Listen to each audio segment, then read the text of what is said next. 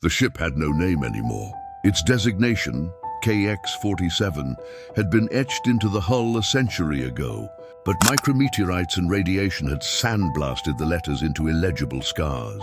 Captain Ilara Voss called it simply home, the way people once called cramped apartments by pet names. She was the only one left. For 32 years she had orbited the gas giant designated 47 Beta 9, a banded world of violent amber and violet storms that never paused to breathe. The research station attached to the moonlet calyx had been built to last generations. But entropy has no favorites. One by one the crew had died, cancer, equipment failure, a decompression incident that still woke her gasping, and now it was just Ilara, the humming life support, and the thing they had found. It waited in the central lab, suspended in a magnetic cradle because no material could safely touch it for long. They had named it the Echo at first, jokingly. A perfect obsidian sphere the size of a basketball. Perfectly reflective, perfectly cold. It drank light and returned nothing.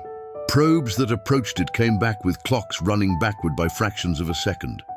When the last physicist died, he had been whispering that the sphere wasn't reflecting the room, it was reflecting time. Ilara no longer tried to measure it. She simply talked to it. Tonight, or what passed for night with the gas giant filling half the sky, she floated in front of the cradle, legs tucked in the lotus position that no longer hurt after so many years in microgravity. "I saw something new today," she said. "The aurora on the night side of Calyx, green as new leaves. I forgot leaves could be green."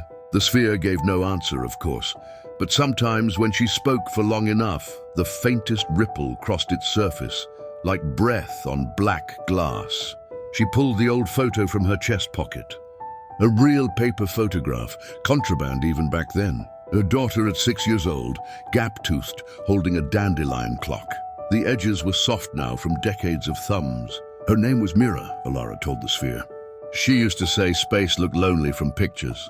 I promised her I'd bring her a star. Stupid promise. Stars are too far and too hot. But I kept looking for something smaller, something I could carry. A soft chime sounded, low oxygen alert in the greenhouse module. Ilara ignored it. The plants had died months ago anyway. I think you're a door, she continued. Not to another place, to another when. That's why the clocks fight you. You're not supposed to be here yet. Or maybe you're not supposed to be here anymore. She reached out. The magnetic field buzzed warningly, but she had long ago disabled the safeties. Her fingertips brushed the surface. Nothing happened. Then everything did. The sphere didn't open. It remembered. Ilara saw Mira, not the child in the photo, but Mira at 43, grey streaking her hair, standing in a wheat field on a terraformed world whose sky was the exact wrong shade of blue. Mira looked straight at her mother and mouthed 2 words. "Come home." Ilara jerked back, heart hammering.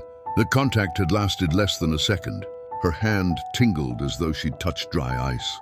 The sphere was perfectly still again. She laughed once, a cracked, surprised sound. "You're not a door," she whispered. "You're a mirror. And you're cruel." But she was already reaching again. This time she didn't pull away. The station lights flickered once, then steadied. The life support hissed softly. The great storms of 47 Beta 9 continued their endless turning below. And somewhere, in a time that had not happened yet, a woman who had once been a little girl with dandelions felt a sudden inexplicable warmth on the back of her neck, as though someone had gently kissed her goodbye.